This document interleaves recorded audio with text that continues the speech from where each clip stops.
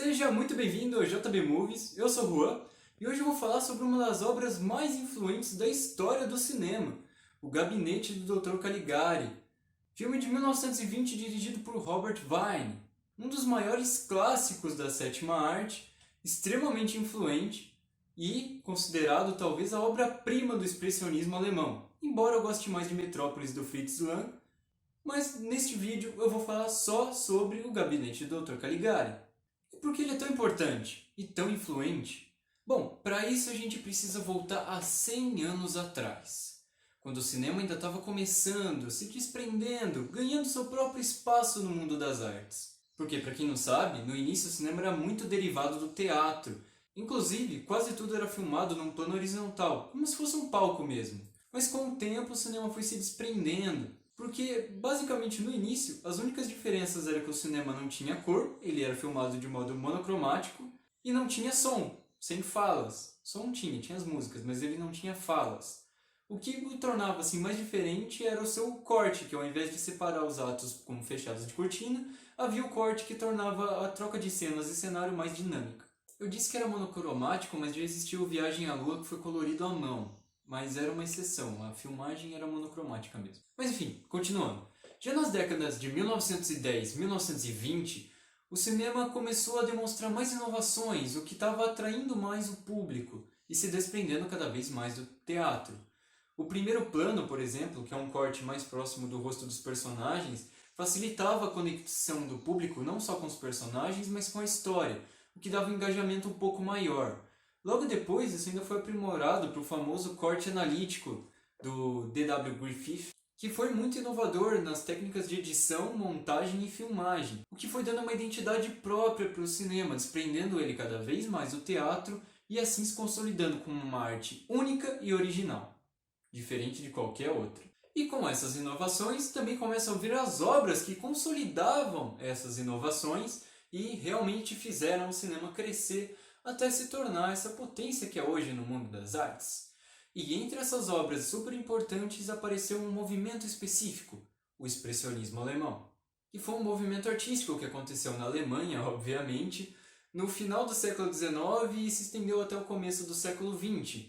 E esse movimento do expressionismo alemão não se resumiu só aos filmes, ele também foi muito influente para as pinturas, esculturas, literatura e o cinema, é claro. Ele tinha umas características bem específicas, as quais eu vou listar aqui.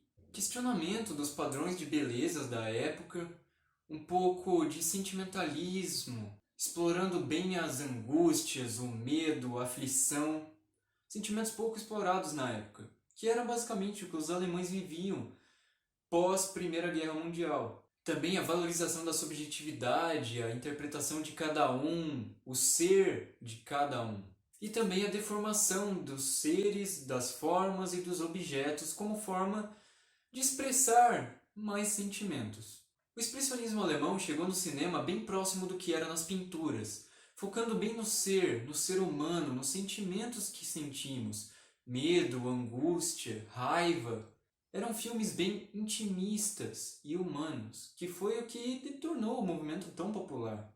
E para poder retratar tudo isso com as limitações que o cinema impunha na época, afinal tudo estava começando, a tecnologia estava começando a dar seus primeiros passos, o cinema alemão criou inúmeros recursos e várias estéticas e personalidades próprias que são referências de estudo e também de inspiração até hoje para vários diretores, inclusive o Tim Burton, que é um diretor bem mais comercial e conhecido que tem muito do expressionismo alemão expresso também nas suas obras, como uma das grandes inspirações visuais e até um pouco temáticas.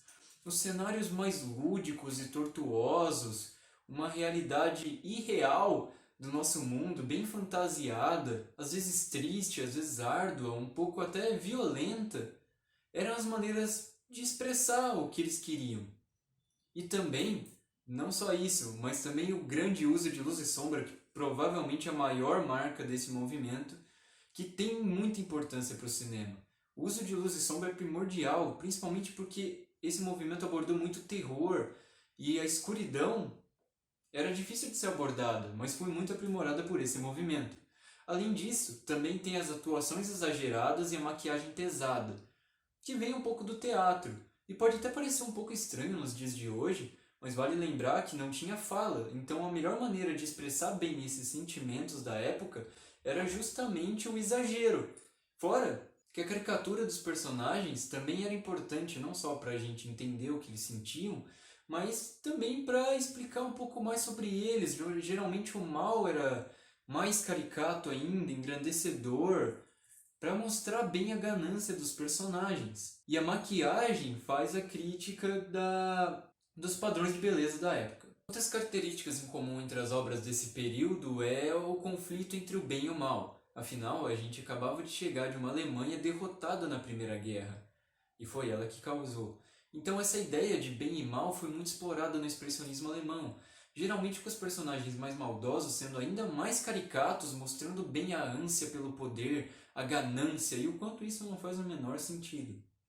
E isso foi ainda mais expresso porque um dos gêneros mais aflorados, como eu citei, é o terror e o horror, além da fantasia, claro. Inclusive, falando nisso, O Gabinete do Dr. Caligari pode ser considerado o primeiro filme de terror da história.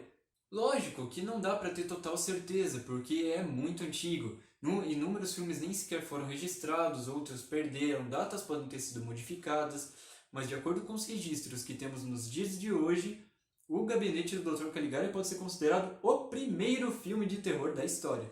E por causa das limitações, das condições da época, você pode até achar que esses filmes são mais bobinhos, estranhos e não tão complexos. Mas você se engana completamente. Porque, como eu disse, a estética é estudada até hoje. Inúmeros filmes tomam isso como inspiração. Mas não é só a estética do expressionismo alemão que é muito importante para o cinema como um todo. As histórias também eram muito originais e complexas. O roteiro de Dr. Caligari é muito bom. Por mais incrível que pareça, esse filme tem um plot twist, uma grande virada no final, que é uma coisa pouco usada ainda. Já existia, obviamente, não foi uma invenção do expressionismo alemão, mas O Gabinete do Dr. Caligari, um filme de 1920, já tinha uma virada grande de roteiro que surpreendeu muito o público. Não só antigamente, mas também nos dias de hoje. Então, mesmo com todas as dificuldades, limitações, a falta de captação de som que impedia diálogos de personagens, ainda foi possível criar não só um filme complexo visualmente, mas também na sua história, no seu enredo, com personagens profundos que são debatidos até hoje, 100 anos após o seu lançamento. Então, como lição de casa, eu convido você aí que está assistindo a dar uma chance a essa obra e conhecer um pouco dos primórdios do cinema, para que você entenda como os filmes de hoje são feitos e como eles são influentes do início, quando não se tinha tantos recursos para se fazer cinema, que desde cedo já se mostrou uma arte muito promissora. O Gabinete do Dr. Caligari tem aqui no YouTube, tranquilinho, não é um filme longo, tem pouco mais de 1 hora. Tem que, se eu não me engano, tá legendado em português porque o filme é alemão, mas tem poucas falas, então não interfere muito. Eu convido você a assistir, talvez eu deixe o link do filme aqui na descrição, eu também vou deixar um pouco das fontes do que eu pesquisei para poder falar um pouco mais e não falar besteira. E é isso, deu um trabalhão gravar esse vídeo, então se você puder dar um like, compartilhar com os amigos que talvez tenham interesse um pouco na história do cinema ou no cinema como um todo, eu ficaria imensamente feliz. Se você gosta desse tipo de conteúdo e quer receber mais, se inscreve no canal que vai estar sempre recebendo vídeo novo, ativando o sininho para ter notificação. Então, isso é tudo, pessoal!